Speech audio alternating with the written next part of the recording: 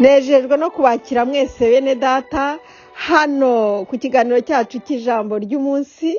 Uyu munsi kwa kabiri itariki ya 21 z'ukwa 9 2021, nagira ngo rwose nkwinginge ubane nanjye mu minota mike cyane dufatanye ijambo ryo gushimira Uwiteka kuko ari mwiza. Zaburi 118 iratubwira ngo nimushimire Uwiteka yuko ari mwiza, imbabazi ze zihoraho ibihe byose. Ubwo nari mu mubabaro nambaje Uwiteka aranyitaba, anshyira ahantu heza, anshyira ahantu hagari. Haleluya! Uwiteka ari mu ruhande rwanjye, sinzatinya. Umuntu yabasha kuntwara iki? Ntacyo rwose. Nta kintu umuntu yagutwara kuko Uwiteka ari kumwe nawe. Guhungira ku Uwiteka kugira umumaro kuruta kwiringira abantu. Guhungira ku Uwiteka kugira umumaro kuruta kwiringira abakomeye. Haleluya! Ibyo warubizi, ongera ubimenye rero. Uze kongera usubire muri Zaburi 118. Ni nziza cyane, iragufasha. Ngo sinzapfa ahubwo nzarama, ntekerereza abantu imirimo y'Uwiteka yakoze. Haleluya! Ntabwo nzapfa nzarama. Ntuzapfa uzarama. Reka tuzarame maze dutekerereze abantu imirimo y'Uwiteka yakoze.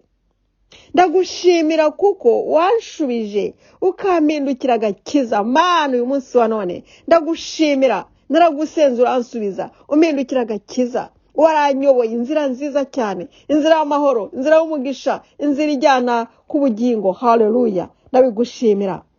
Uyu ni wo munsi Uwiteka yaremye, turawishyimiramo, turawunezererwamo. Haleluya!